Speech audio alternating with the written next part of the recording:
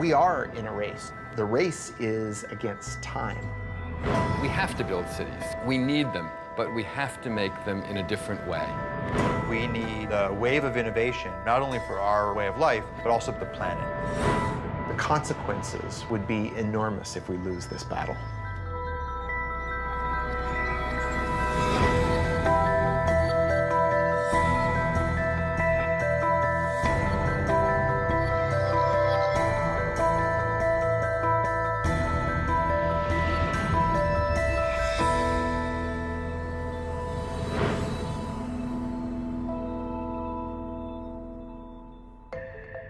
I'm Thomas Getz, executive editor at Wired magazine.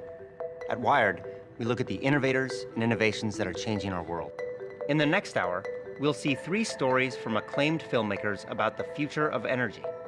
We'll explore cutting-edge innovations in how we drive, how we live, and in our first story, how we fuel our cars.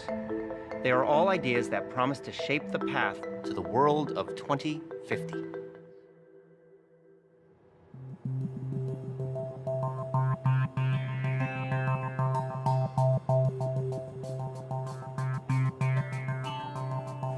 The world has right now close to 1 billion cars, and we might double the number of cars on the planet by 2050. So if we double the number of vehicles, we really increase the amount of fuel they consume, and that's going to have a big, big footprint in terms of our demand for resources to move all those vehicles around. We're pulling up carbon that's been stored underground and burning it in our automobiles and putting all that carbon dioxide into the atmosphere. If we don't reduce that, we could have changes in the climate that we could never recover from. There's a number of forecasts for what type of transportation economy we could move into. One vision is that we will use more and more liquid fuels. Another one is we'll use more and more electricity. And right now, more of the industrial activity is focused around liquid biofuels. The thing about a fuel is it's really unparalleled on a weight basis how much energy is in a gallon of fuel. And even if batteries develop as some of the advocates hope they develop, we're not going to see batteries running large trucks, and we're certainly not going to see an electrified air fleet. We're going to need transportation fuels for those that will directly replace the petroleum-based fuels that we're using today. This has kicked off people looking at a whole range of other alternatives to petroleum in your tank.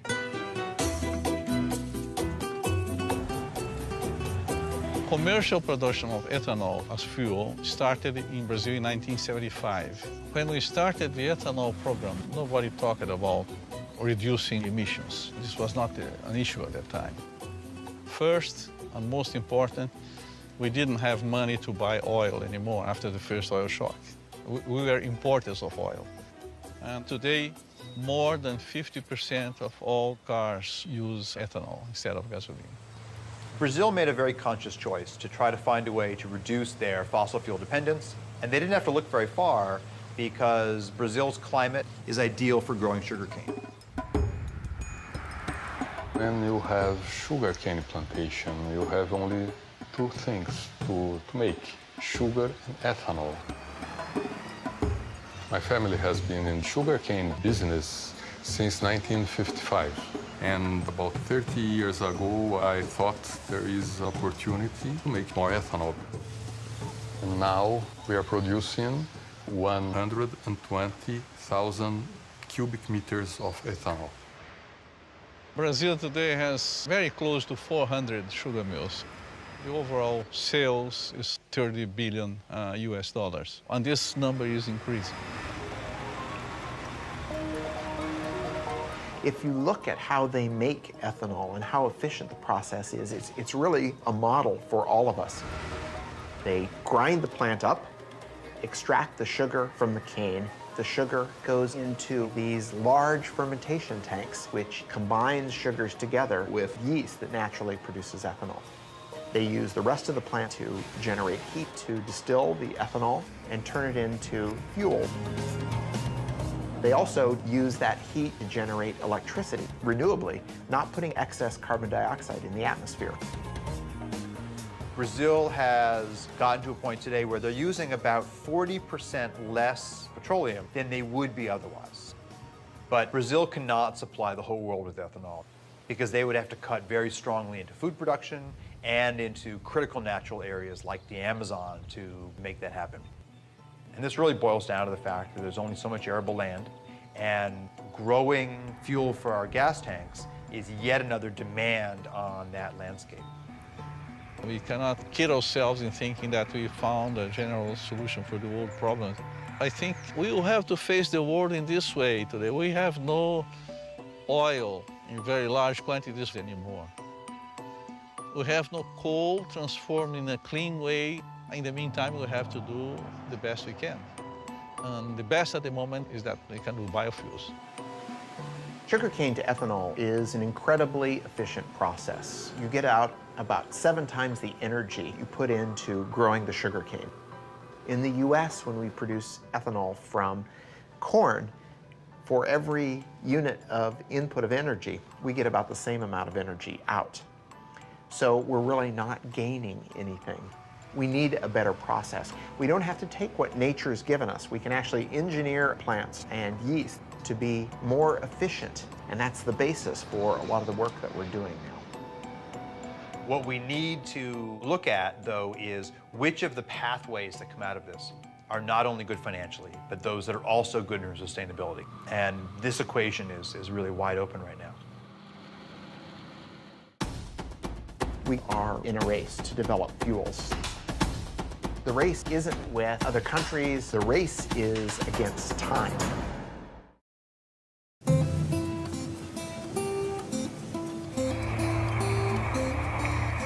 To meet the immediate and future demands, we made the energy solution spring from the ground.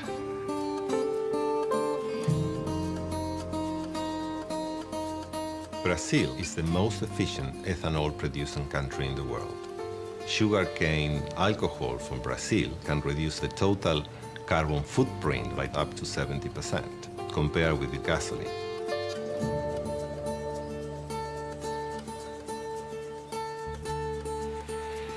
The biggest challenge for fuel providers and car manufacturers is to reduce CO2 emissions over the next 20 years. Demand for mobility will continue to grow.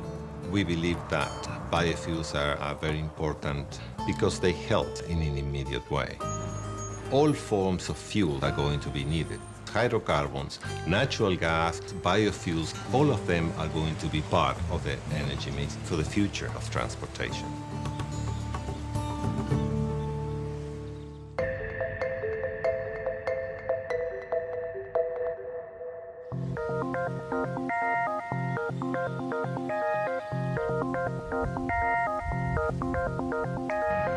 Brazil has been very successful at taking a resource they had and finding the process to make that into ethanol. And people call those first-generation biofuels.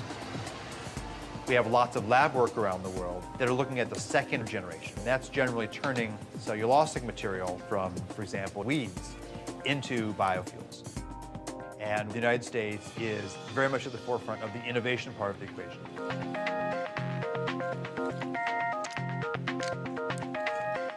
For centuries, we have been using yeast to consume glucose and produce wine and beer.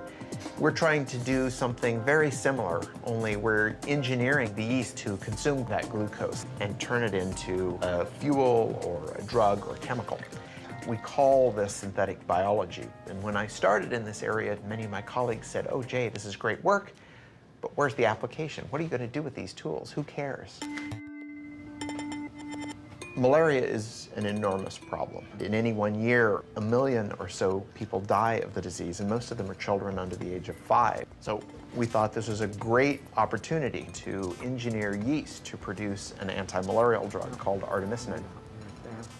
This drug is derived from plants right now, but it's too expensive for people in the developing world. So my laboratory engineered yeast to produce small quantities of artemisinin. Now that process is being scaled up and we'll have this drug on the market shortly, but at a substantially reduced cost. It turns out that anti-malarial drug is a hydrocarbon, and it's very similar in many ways to diesel fuel. We thought, gosh, we could turn our attention now to fuels. We could make a few changes in that microbe to turn it into a fuel-producing microbe. If we imagine that glucose is going to be our new petroleum, we need a source for that glucose. And so the crops that we're looking at are crops like switchgrass. This is a native grass that grows without a lot of water and on marginal lands, but we could turn into energy farms. The challenge, though, is that unlike sugarcane, it's very difficult to get the sugar out of that biomass. So we use what we call a pretreatment process to extract the glucose from the plant, and then we feed that glucose to a yeast that we've engineered to produce hydrocarbons. And that yeast takes in the sugar, and it changes its composition and gives us this high-energy molecule. They float to the top, you skim them off, you put them in your tank.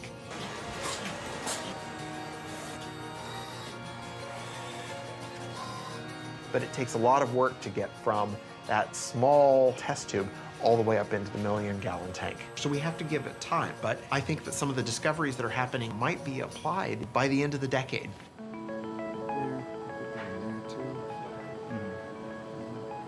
In terms of a sustainable equation for the planet, the role of biofuels is quite tricky. There are a variety of crops that do not compete directly with food, and finding ways to utilize those types of crops first, that's very attractive. So solving the science is part of the story, but then evaluating all of these new fuels in terms of the land use impacts that they could have, that is an even harder story than doing the good science. Imagine that you could have one process that could take in sunlight and carbon dioxide and turn it into fuel. And imagine if that didn't involve growing anything at all. The synthetic biologists are trying to take plants and make them do things that they wouldn't normally do. On the other hand, materials chemists like myself want to do artificial photosynthesis to improve on the process that nature does in real photosynthesis.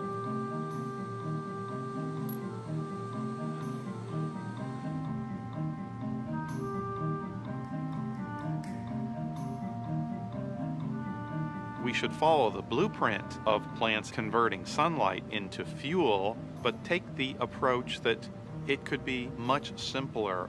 All we really need is a light absorber that absorbs sunlight. We also need a catalyst like iron or nickel. So when you see the hydrogen coming off of the photoactive material, that's an example of a semiconductor breaking the chemical bonds of water to make hydrogen and oxygen. Ultimately, our pieces are going to be contained in something that is easy to roll out like bubble wrap, where in would come sunlight and water. You would vent the oxygen to the air, but the bottom would wick out your liquid or gaseous fuel that then you could collect and use for our cars and planes and storage.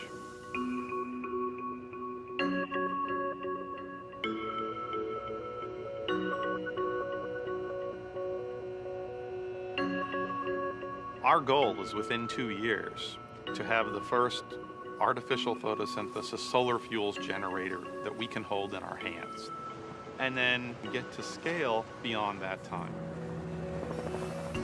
We're certainly not good at predicting the future, but to me, electric vehicles look like a sustainable option. We've heard proposals about things as far-fetched as nuclear-powered planes, and even some proposals to move freight around with lighter-than-air vehicles. And so, if the future in 2050 does include a fair amount of oil, what it means would be that we haven't deployed as many of these clean technologies as we already know are possible. If you think about how long it's taken for us to build up the petroleum industry, we can't hope to reverse that overnight. It's a huge change in our infrastructure. Yes, we should have been working on it 30 years ago. We didn't. We're trying to make up for that, and that means basic research needs to be done now and by as many people as possible. We have a long way to go, but I'm confident that we'll get there.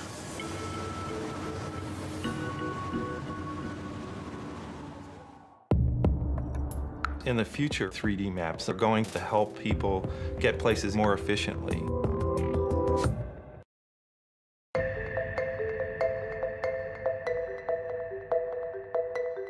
As we just saw, the race to produce cleaner energy is charging ahead. In the meantime, demand for cars continues to climb. By 2050, it's predicted there'll be 2 billion cars on the planet, and fuel consumption will have tripled. To keep pace, we'll have to radically change the way we drive. Here's our next story, Driven by Design.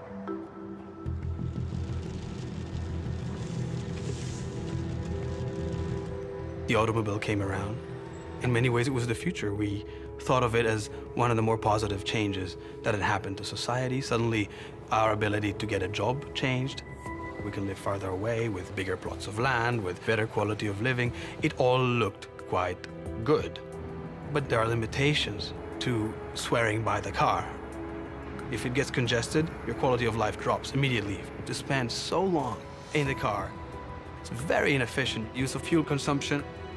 Things stop making sense all of a sudden.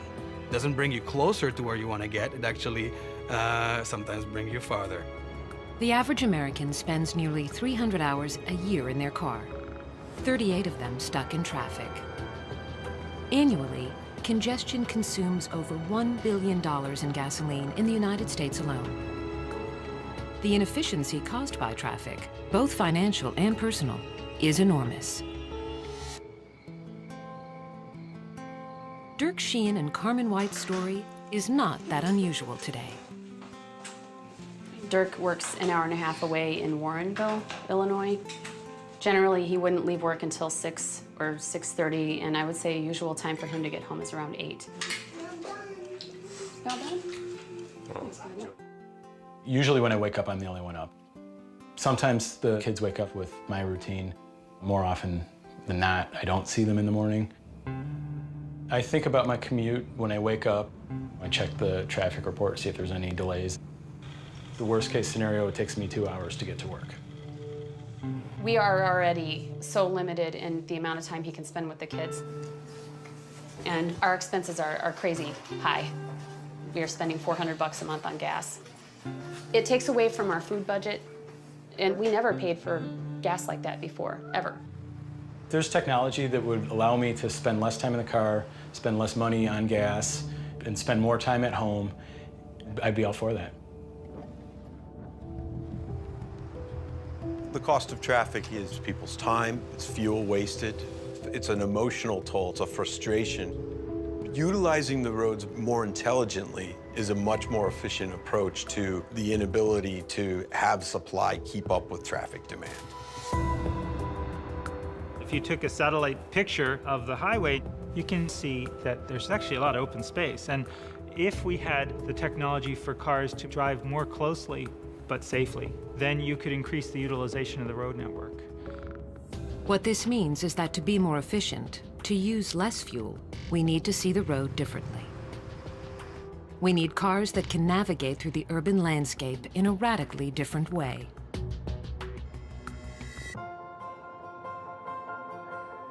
Maps in the future are going to be able to help people get places either more safely or more efficiently. Today, it just helps you get from point A to point B. But what if I want to get someplace and use the least amount of fuel possible? Or if I've got a hybrid vehicle, I want to make sure I've got plenty of charge, not only get there, but to get back home. So information that is going to help people achieve the more efficient or the safer route is more detailed information about the road than a lot of people realize is possible to collect today. Here in Chicago, Nokia's Location and Commerce Unit is developing the next generation of mapping. LiDAR, sonar, 360-degree video, all are components of what Nokia calls digital mapping. We use 64 lasers that rotate and they collect data in a 3D way about the world. It creates what we call a point cloud of information. That point cloud allows us to measure distances then between the points that we collect. That system combined with the cameras, with higher precision location detection through inertial measurement units, that whole data system allows us to collect 1.3 million points of data per second. Probably within 2 to 3 years, you're going to see 3D maps that are going to integrate the traffic information into your routing to help you understand. If I've got 5 different routes to take, which one is the most efficient today, given the way the stoplights are running, given the way traffic is running? All of those factors are going to be taken into consideration to make sure I've got the best route. But better mapping that can integrate topography, infrastructure, and density is only part of the answer. Another key to improving transport efficiency is building cars that drive themselves. Autonomous vehicle technology has a tremendous potential to improve efficiency of our road infrastructure. By removing humans from the equation, we eliminate all the things we do wrong behind the wheel.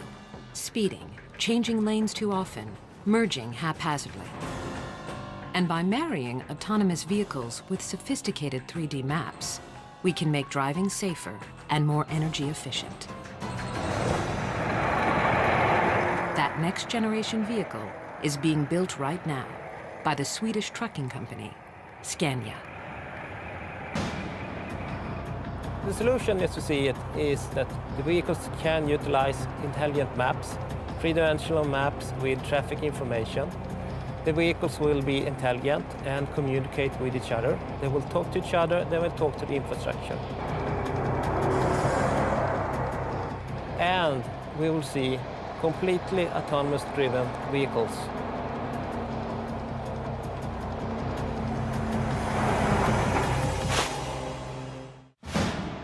The goal was to have multiple robots and see if they could go 60 miles fully autonomously.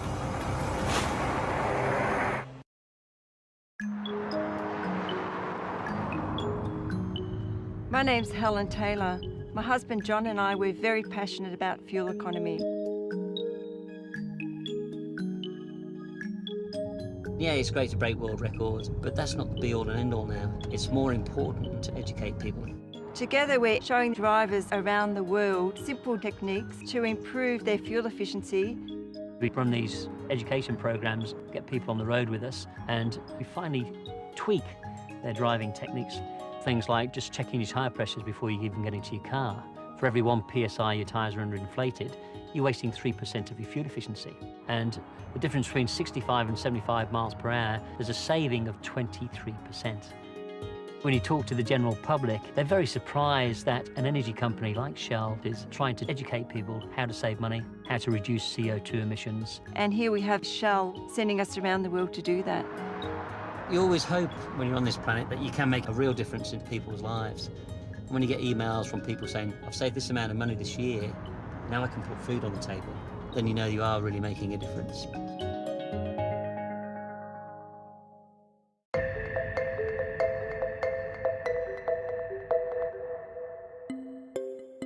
By displaying traffic density in the urban infrastructure in a revolutionary way, 3D digital maps will help create a more fuel-efficient future. But these technologies are limited by the drivers who sit behind the wheel.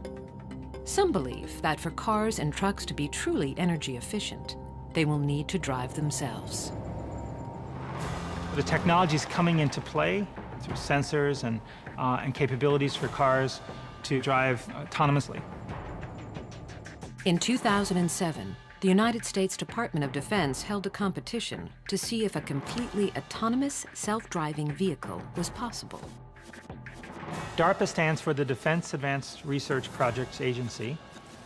They held a competition to develop self-driving robots that could drive themselves in traffic. The goal was to have multiple robots, turn them loose on a course, and see if they could go 60 miles in 6 hours fully autonomously. Driving may be one of the most complex things we do every day. Drivers make dozens of decisions at any given moment. One study found that drivers were exposed to over 1,300 items of information per minute. We make so many decisions when we're driving without even thinking about it.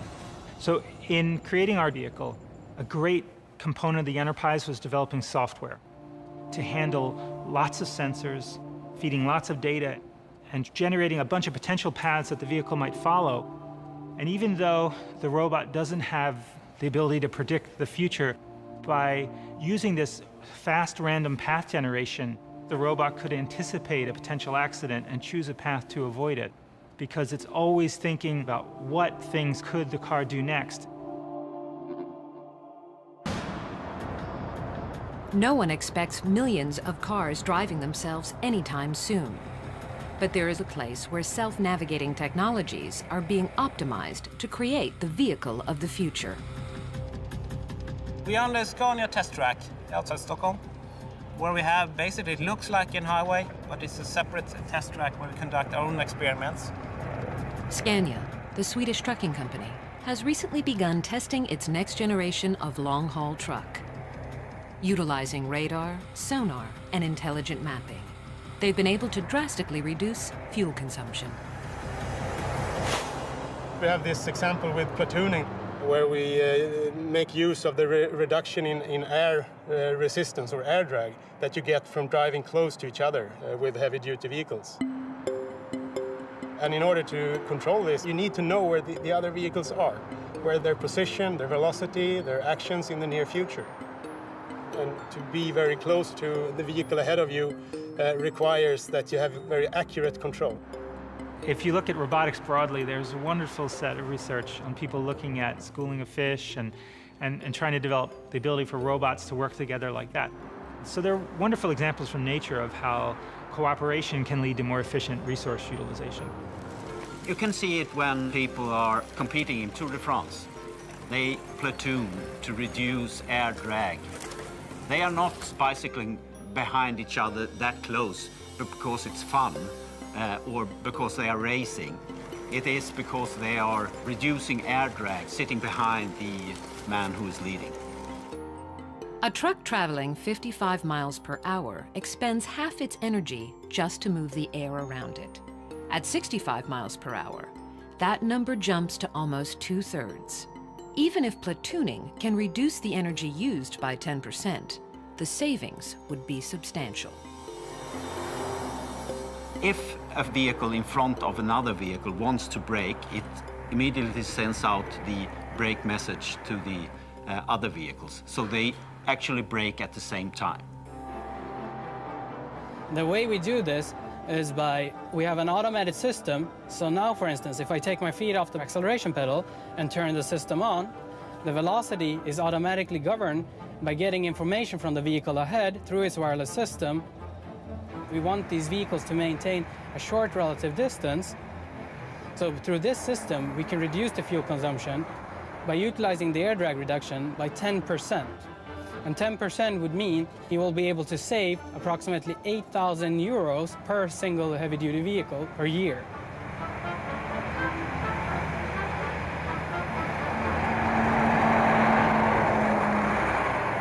It may be some time before autonomous vehicles make up the majority of cars on America's highways. Nevertheless, some of these technologies are already making their way into our lives. Now, this polar baby wants to sleep. Do you get to pick up books every day, or is it just something I get to pick out books sometimes. Okay. When we look toward the future, the systems will absolutely make it safer and more efficient and less costly for you, and also make your life easier because you're spending less time on the roads. The city begins to talk, begins to tell you where is there congestion, what's going on in different areas of town.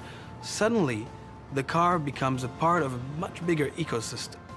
We can look at how cars interact with other cars, how car interacts with infrastructure, and us, the drivers, can start to make smart decisions about how to move around. Suddenly, mobility becomes a whole other thing. No matter how much money they have, no matter how much oil they have, everybody has to go in a different direction.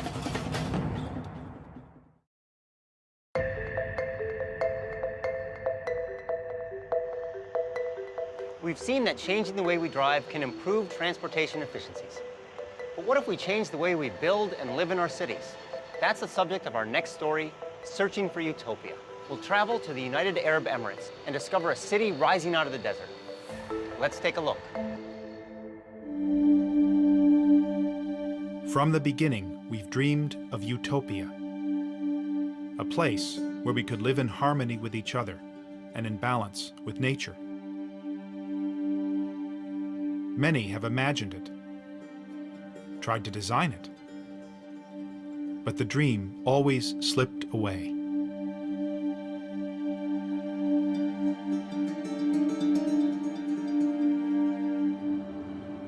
Then I heard they were building a new city called Masdar, near Abu Dhabi, in the Arabian desert. It sounded like an unlikely place for utopia, and I wanted to see it.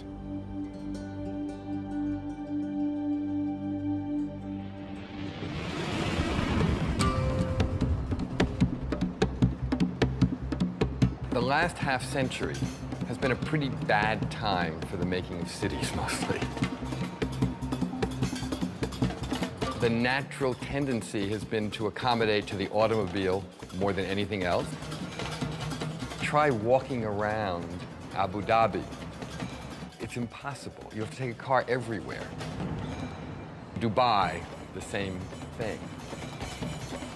They are among the least pedestrian-friendly places in the world.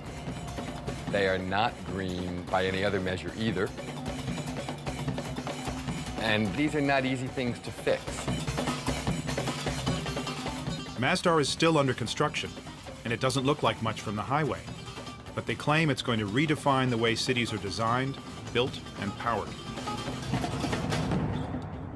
Masdar City in Abu Dhabi will be the city of the future and the role model for the world. Once you see what they've envisioned for this utopian city, it's very impressive. It's carbon neutral, pedestrian friendly, and powered by renewable energies. But I do notice we're going to have to change our relationship with cars. Welcome to Masdar City. أهلا بكم في مدينة مصدر. We are driving in the bowels of Masdar City in an electric transportation system. It's slightly unnerving to sit in this for the first time. And where are we going? The first big move the architects at Foster and Partners made was to put all transportation underneath the city, leaving the streets of Masdar totally free of cars. The place reminded me of a medieval city, and actually, many design elements are adapted from ancient Arabic towns and villages. It's all about looking back into history to move forward. There's some very, very simple ideas that have a huge impact. This is a pedestrian zone, there's no cars here. This has enabled us to push our streets together to take the advantage of the shade, channel the cooling breezes through. The whole scale here is based on the human being, it's not based on the motor car. As soon as you lift up the pedestrian plane by 7 meters, you've suddenly captured this breeze. What you can see here in the balcony is we've got a modern interpretation of an ancient Arabic screen. What we must avoid is direct sunlight hitting any piece of glass. As soon as the sun hits the glass, the heat's transferred into the building and we have to use more energy to cool it down. Can this really make all that much of a difference? Yeah, absolutely. For example, downtown Abu Dhabi, 60-meter wide streets, black asphalt, mirrored, reflective buildings, no relief from the sun. On a day in September, the air temperature in both places was 39 degrees. In Abu Dhabi, the temperature measured at the asphalt was 57 degrees. In Masdar, the temperature measured on the ground is 33 degrees, so we've actually lowered the air temperature. We're trying to do as much as possible with as little as possible. These simple design moves cut air conditioning needs by 60%. But this place is also technically very sophisticated. The roof panels not only provide shade, they also generate electricity. And the walls themselves are made of glass-reinforced concrete, literally sand taken from the desert. Everything here is geared towards maximizing energy efficiency. Masdar does represent a whole different value system. It represents an acknowledgement that eventually everybody has to go in a different kind of direction, no matter how much money they have, no matter how much oil they have, no matter anything else. All of the cities here in this part of the world have come out of nowhere. There was nothing here not so long ago, except small settlements in the desert. And then all of this oil and all of this money, and suddenly, you know, wham, these cities started popping up. But they sprung up in a false love of a Western model that was already out of date.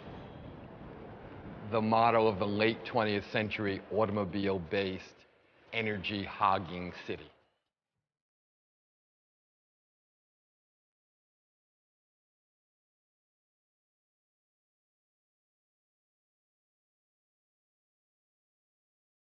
For most of the world, energy is very expensive.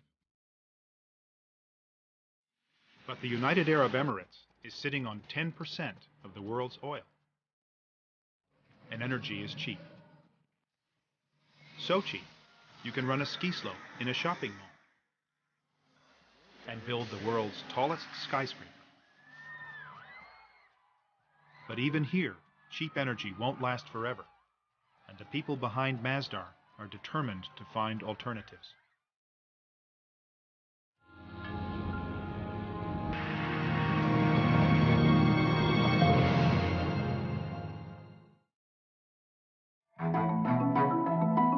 One of the most crucial aspects of our energy modelling and scenario quantification is how much energy in total is the world going to use in 2050.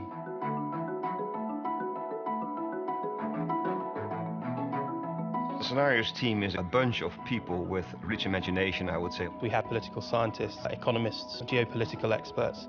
Really, we try to simplify the complexity all around us. We in the Scenarios team are currently putting a lot of attention into cities and city development.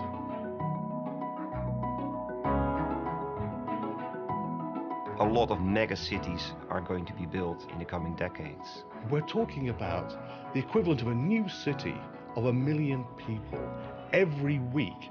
That is an incredible demand. Most of the world's resources are consumed by the cities. What if we could offer a blueprint for a better city? Public transportation, information, energy. We understand demand will rise. We understand that current supplies will struggle to keep pace. So we have to, of course, find ways of bridging the gap between the demand and the supply. Decisions that we take now are going to have a major impact on decades to come.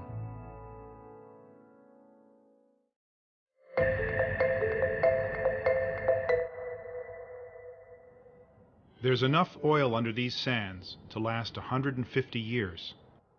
But fundamental to the Masdar ideal is getting energy from renewable sources, from geothermal and wind, and most of all, from a source they have in abundance in the desert, the sun.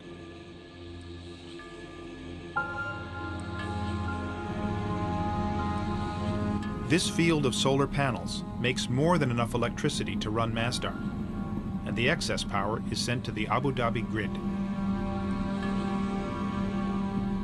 But silicon panels are expensive, and the price of solar power needs to drop if it's going to be competitive from Africa to Asia to Arizona.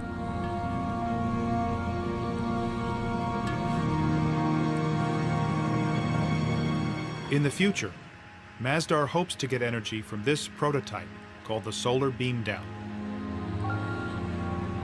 Using highly reflective mirrors, the solar beam down may generate power more cheaply and ecologically than silicon panels.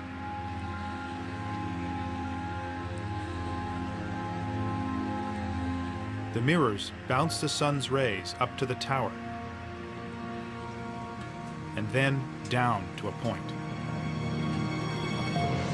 Reaching a temperature of 600 degrees, steam can be generated to run turbines to make electricity. There's just one problem. Neither of these solar technologies work at night. So Masdar needs to draw power from the grid when the sun goes down. And that power comes from natural gas. The reality is, it's just not yet possible to power Masdar entirely without fossil fuels.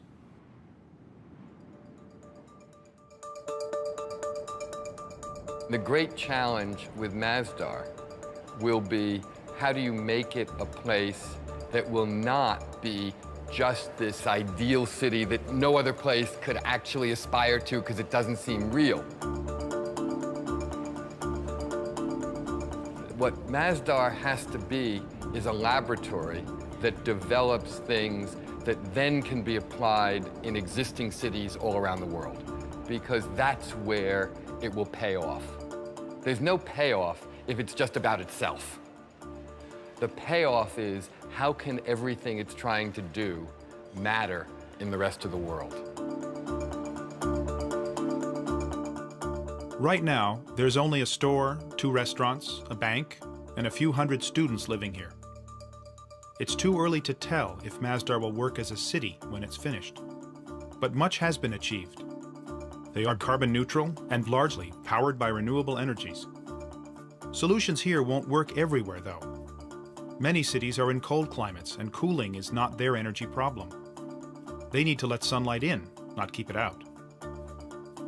Cities like Los Angeles or Houston are built around cars. Can Masdar's lessons be applied to them? Still, it's a step in the right direction, and it's impressive that this step is being taken by a country that doesn't need to take it. I met a guy who said actually they did need to take it. He took me to the desert to explain. God says, وَعَرَضْنَا الْأَمَانَةَ عَلَى السَّمَاوَاتِ وَالْأَرْضِ وَالْجِبَالِ. God talks about man's place in the universe, that this world is a trust. And God offered this trust to the mountains, to the heavens, to the land, to earth. And all refused it, refused to take this trust. But man, being adventurous, a bit vain, maybe too ambitious, being man, accepted it. Now, accepting it, there is a responsibility.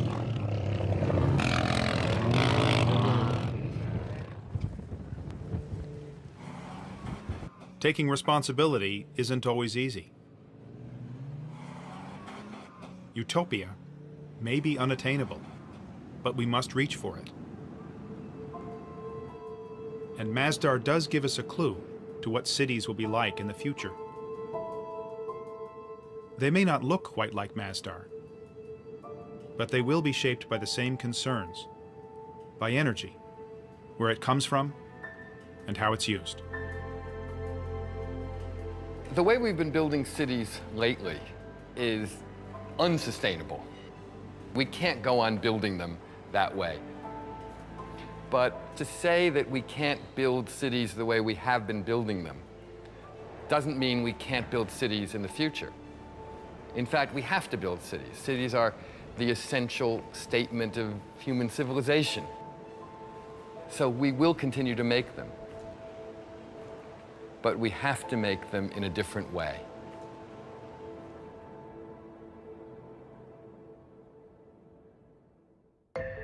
What we've seen is that the world of 2050 won't look drastically different from the world today.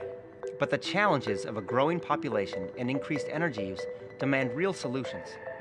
It's innovations like those we've just seen that will be critical in charting our path to the world of 2050.